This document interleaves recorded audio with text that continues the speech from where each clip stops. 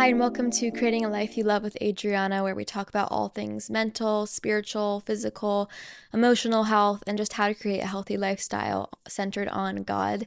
And in the past year, I haven't really talked so much about physical health, about working out, about fitness, all the things, because frankly, I started my whole social media solely on fitness, which nothing wrong about. But what happened was it kind of caused this obsession with my health to where it became unhealthy.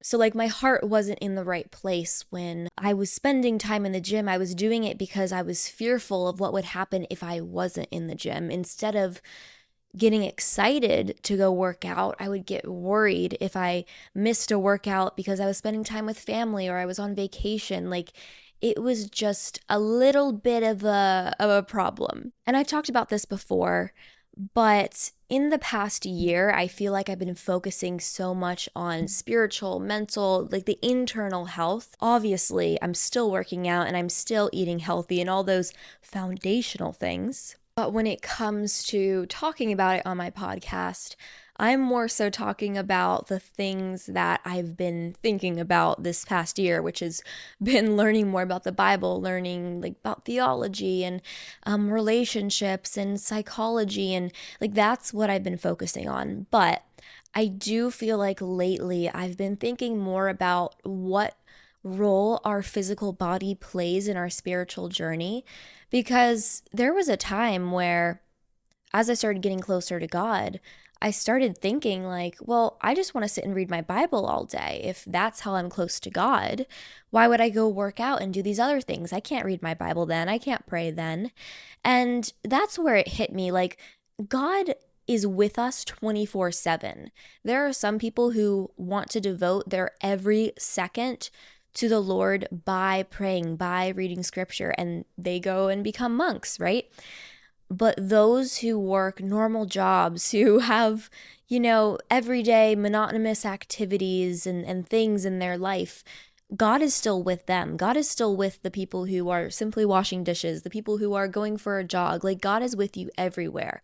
And so if we can learn to bridge the gap between spiritual health and physical health, I feel like that would do a lot of good in the fitness space, like the secular community, where it's more focused on looks and appearance and not so much the emotional state. And I think it would also do a lot of good to bridge the gap of spiritual and physical for Christians who maybe don't have healthy habits in their life that are benefiting their body. Maybe they're reading their Bible and they're praying, but they're not yet understanding that the foods that you eat have an impact on your mental health. And so what I wanted to talk about today was specifically 1 Corinthians 6:19 through 20, where it says, "Do you not know that your bodies are temples of the Holy Spirit who is in you, whom you have received from God? You are not your own, you were bought at a price. Therefore honor God with your bodies."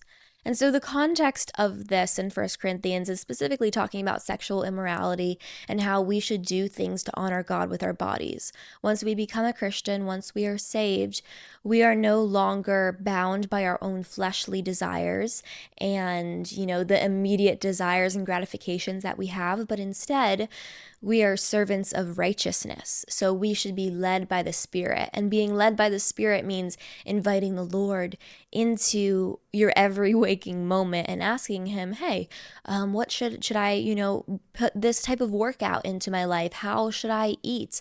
Who should I be around? What friends should I have? What career should I have? And you wait and listen for the Lord to lead you through other people, through that inner feeling inside. By getting closer to him, you learn what it means to honor him with your body.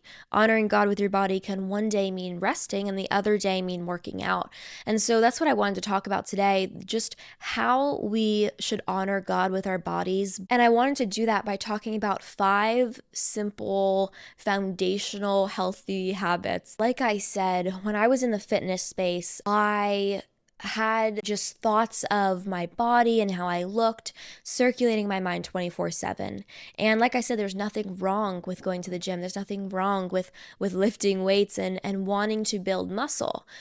There's nothing wrong with wanting to, increase your bone density and your muscle mass so that when you age, you don't become like brittle and not able to walk up the stairs. There's nothing wrong with that. It's just where your heart posture is at. And so for me, I was focusing way more on my physical health than my spiritual health. And I was suffering mentally because of that. And so now I'm at this point where I'm realizing it doesn't have to be your spiritual health and your physical health, and they're in these little boxes and they're completely separate. Like, you can intertwine them, you can bring them together. And this now, kind of how this whole shift happened in my mind was I went through a breakup, and I literally start probably every podcast with, well, when I went through a breakup, but it's just because it was such a transformational time in my life. But this past breakup last year, I was really down, really, really down, right? And I realized that nothing else mattered but the Lord. And I realized that I took 2 weeks off of working out at that time, maybe a week and a half, and that was the most I had taken in like years, right? And I realized that I did not focus on the Lord enough, and I let my own desires take over when it came to the gym. And this was really hard for me because I loved posting my workouts, I loved posting fitness content, but I knew that I had to take a break from that while I was healing my view of my self-image and my body, and I had to take a break from that. And so, like I said, nothing inherently wrong about that. We need fitness coaches, we need personal trainers, and I was very much in that space. But I needed to take a step back from that. And especially during this breakup, I realized that if I don't have my spiritual health, like I can't function. If I don't have my mental health, I can't function. And the same goes for your physical health. If you can't get out of bed, how are you going to do what the Lord wants you to do and go minister to people if that's your calling? So that's why we have to remember that both of them are very important, your physical health and your spiritual health. Your body, yes, is just this temporary place here on earth that's not going to be with you forever, but it's still something that we need to steward well. And so the 5 ways we can steward that well is sleep, nutrition, nervous system regulation, movement, and hydration. And so all of these things are really foundational in my life, and things that I've found have just helped me to create like a healthy lifestyle in my day-to-day. And so to start with, I want to talk about sleep. When I first started getting familiar with like productivity and like what that means, and maximizing your time, all that stuff, I thought that sleeping was so unproductive. Like, I thought that I needed to get the least amount of sleep in order to maximize productivity. And here's the thing that I kind of realized, because we're asleep for a third of our lives. And if God thought that sleeping was unproductive and there was no point for it, he would have not made us have to sleep for 8 hours a night or 10, because apparently there's studies coming out showing that women need 10 hours of sleep, because they've only done studies on men, and that says that they need 8 hours of sleep, but women need more. Wow. Okay. Anyway, that's a whole thing that I literally just found out. But where was I saying? What was I saying? Oh yeah.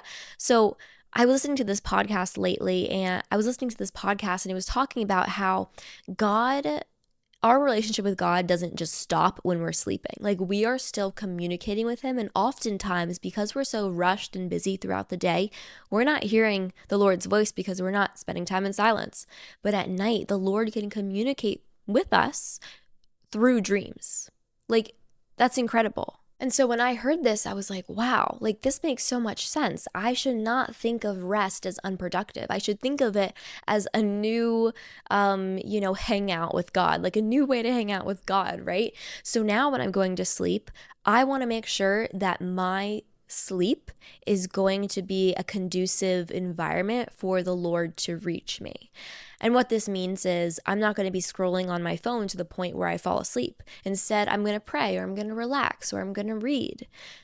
I'm going to wind down and make my bed a place of like worship, really, for the Lord, allowing this space for him to maybe speak through dreams. So that's just something that I've realized also the whole idea of rest being unproductive. I don't know who said that, because in order for us to have creative ideas, in order for us to be rejuvenated to work, we need to rest. We need to sleep. We need to have all of that. And so some of the things that I've done to help me prioritize my sleep, and I'm saying this right now with a lack of sleep from last night, because here's the thing, guys. Wedding planning, just putting together a registry, all the things, you got to set boundaries on that, because sometimes you can be up kind of late going over that stuff, figuring that stuff out, because it's like it's exciting, it's fun, but at the same time, like, you got to cut yourself off from online shopping. And that is why I'm a little bit tired. But as far as sleep goes, what I usually do is I, put my orange glasses on that are like blue light blockers. They also block any ceiling lights, which is really nice. They just help let your body know that it's ready for sleep. Way back in the day when they didn't have electricity, they actually went to sleep when it got dark out, And honestly, I wish we could go back to that. That would be so nice. But like, I'm getting home from work and it's dark. So that obviously wouldn't work. But what we can do is when it starts getting dark, we can wear blue blockers, we can reduce our electronics, or we can, make a red filter on them. I actually have this really funny thing where I have this red filter on my phone. So like, if you can see it, everything is red. And you can do this on settings. This is great for the nighttime and early mornings when I don't want a super bright light. So that's great. Something I definitely recommend. But something else I would say is make sure your caffeine intake isn't before bed. Apparently the life of caffeine is, I think, 10 or 12 hours. I listened to an Andrew Huberman podcast where he talked about the life of caffeine is actually quite long. So we should, have it in the morning, and that should be like our last bit, ideally. But if you have to, make sure you're not drinking caffeine after 12 p.m., which is crazy because obviously a lot of people are having their second dose of caffeine in the afternoon for a little pick-me-up. Apparently that's not good though. So that's something that I do not do. Another thing that's really helpful is taking different supplements. Like I take a magnesium that helps me just relax my muscles, relax my body before bed. Sometimes some other supplements I'll take, like a melatonin, but this really depends on like what your needs are. There are some basic supplements that I know in general, like anyone can take. And then as far as like radiation, it might sound a little weird depending on what you've heard about this, but our phones, when you first get your phone, when you first purchase it, that long like agreement thing you have to go through that no one ever reads, it says in there that you should not have your phone in your pocket or it should be within arm's distance away from you. I know it used to say that. Maybe they took that out. I don't know. I don't think they're allowed to take that out, but our phones do have radiation, and they do have electromagnetic frequencies that are causing harm to our brain. And so especially at night, if this is something you can avoid after being around electronics all day long, try putting your phone in the other room or across the room or on airplane mode just to reduce that radiation. So many people are like falling asleep with their phones right next to them, and it's actually quite damaging. So that's something to just really be mindful of. And this is something that I want to also emphasize. We don't want to like be fearful of like, oh my gosh, radiation. Oh my gosh, this. Like, we're living in this environment and we're doing the best we can to live in this toxic world, right? So some things we can't control. I can't control that I live in a building where there are other people's Wi-Fi's and radiation coming in, even if I turn my Wi-Fi off at night. I can't help that. And so I'm going to control what I can and let God do the rest, But anyway, going into nutrition, this is something that I've been through a lot of different stages in my life with nutrition. I grew up in a very like health conscious household. I grew up in family business of health, and now I work in that. And so health has always been something that has been second nature to me. I see, where I work, a lot of patients coming in that have health issues directly from the food that they're eating, directly from all the, chemicals that are in specifically the United States, because some other countries actually have them banned. land, which is nice, right? But not the United States. Um, but as far as nutrition goes, what I like to do is focus on like whole foods. And obviously, like hearing that is like, okay, what the heck? That's just meaning like not ultra processed foods, like steering away from crackers, cookies, chips, all the things. Though I actually did just have some chips, but there's alternatives. So what I'll do is instead of finding, a chip company that is going to have genetically modified ingredients, or they're going to have some oils that are very inflammatory, like seed oils. Instead of that, I'm going to choose something with a coconut oil or something that's tastes just as good, but is a better alternative.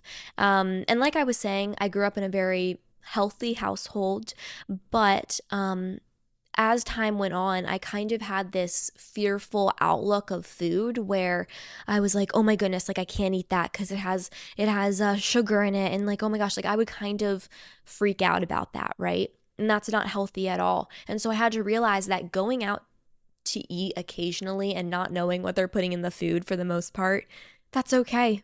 That's okay. I'm not going to live my life in fear because ultimately, yeah, our bodies aren't here forever. We're going to die. But at the same time, we want to be good stewards of our health. So we're going to make good decisions, but we're also not going to be fearful of, having a food that maybe isn't the best for us once in a while. Obviously, there are times in my life where I've had to avoid certain foods because of how they make me feel, like sugar, for instance. That's something that right now I have to avoid.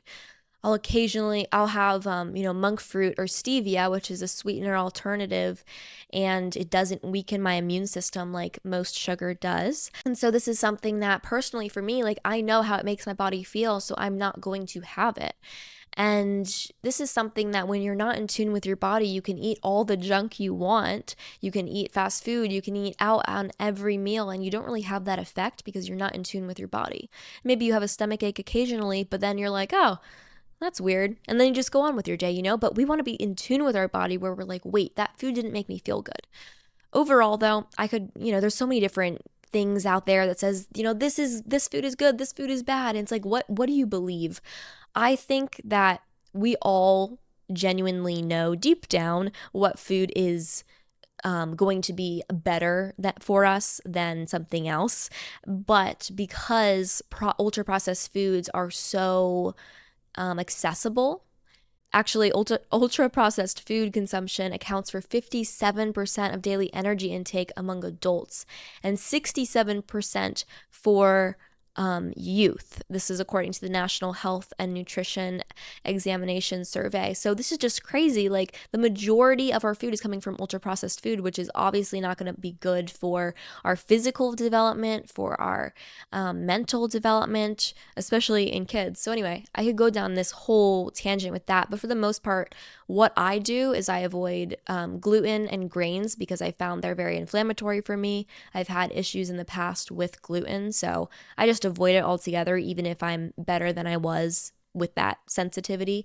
And then, dairy, I find sometimes certain types of dairy will cause an issue. So I'll avoid it for the most part. But sometimes there's, times where I'll get some raw milk from the farmer's market and I'm fine with that. So it's just figuring out what works well for your body.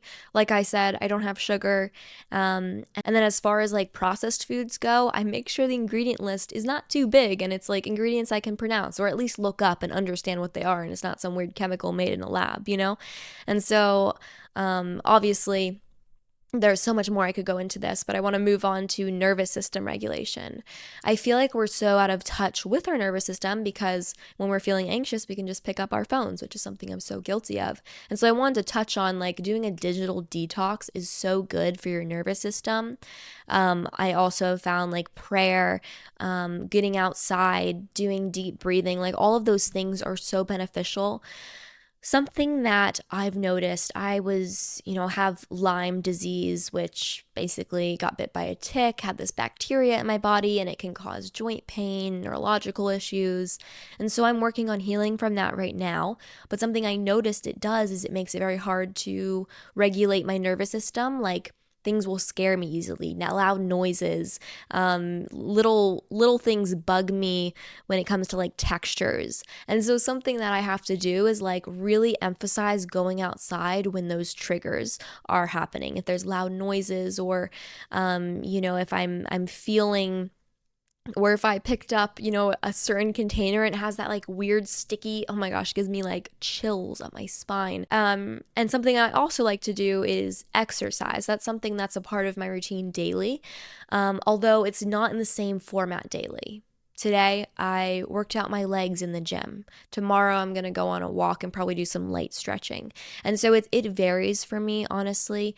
This is something that when I was early on in my fitness journey, it was like an all or nothing mindset. Like I had a fever one day and I was still working out. And the issue is I put the same standards I had for myself on other people. Like when I first got in a relationship, my unhealthy standards of working out was placed on this other person, and it's not good. It's very difficult for the relationship as well. And this is even something that I'm still growing through. I'm still learning what a good balance of working out is.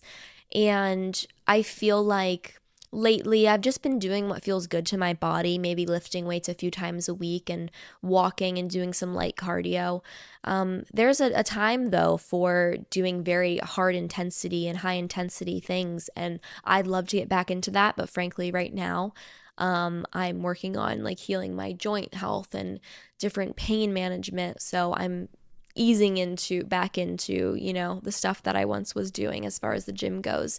But I feel like our society kind of has this all or nothing. Either you're in the gym 6 days a week, or you're working a 9 to 5, sitting in a desk chair all day, and then coming home and binge watching TV and not moving your body. I feel like it's this all or nothing. And so this is something that I've been talking about with my fiance. Like, he doesn't enjoy lifting weights all the time.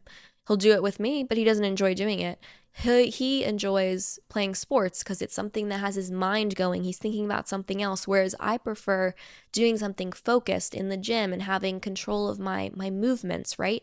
So anyway, all this to say that everyone has something that they'll gravitate towards a little bit more. I think there still is a place for resistance training because it's very good for your bone density and muscle mass as you age. And I think the same thing about, cardio. But how I like to look at all of these things is, what did they do before they had electronics, before they had electricity, before they had all of these things in our environment? What did they do?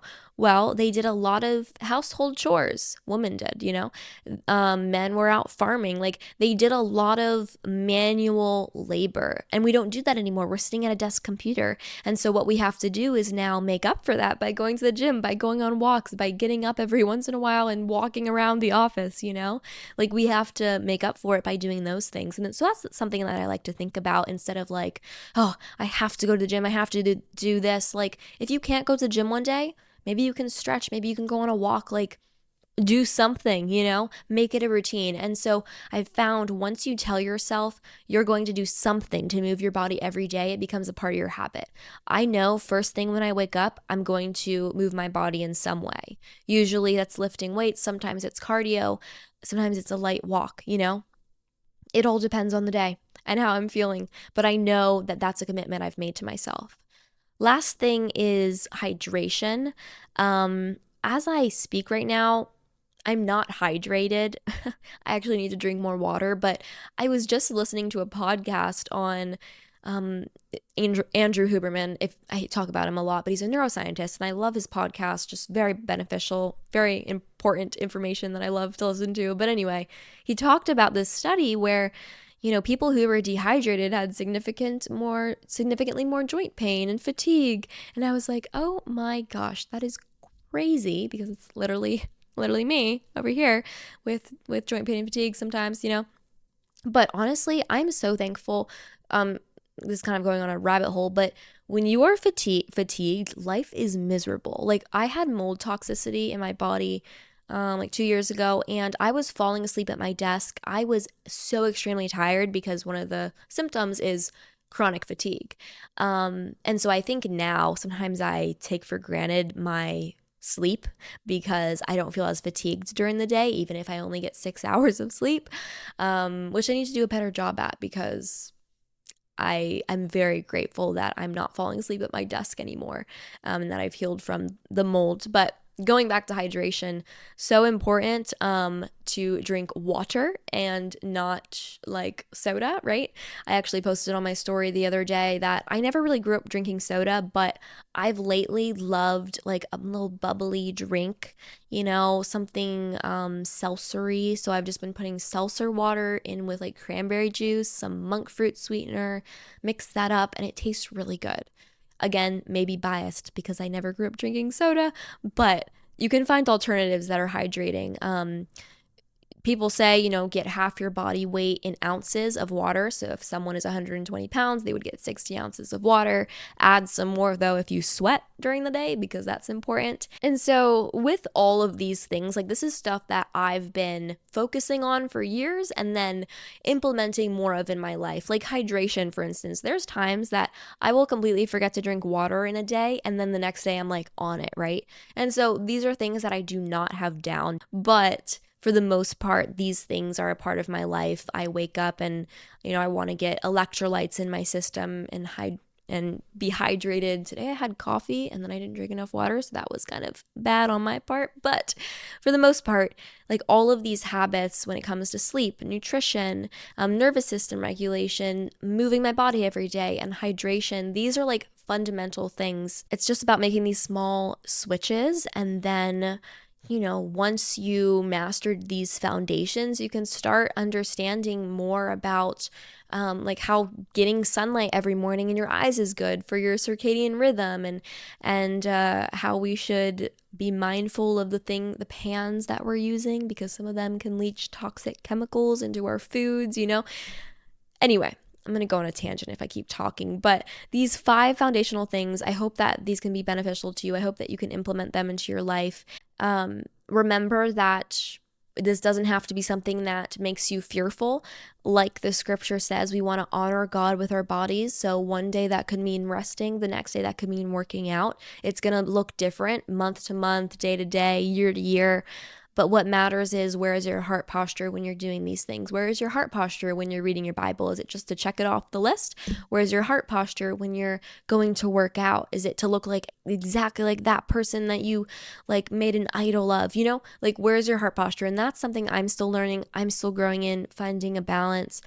But I've definitely come a long way from where I started, and I just wanted to talk about some of these tips that are helpful for me. But if you liked this podcast, make sure to like it, subscribe, follow for more, and I hope you have a wonderful week. I hope we can put some of these healthy habits in our lives, prioritize rest, prioritize, ultimately God, and also understanding, this is one more thing I wanted to say, we do not have to have the physical and the spiritual in separate boxes. They can be intertwined.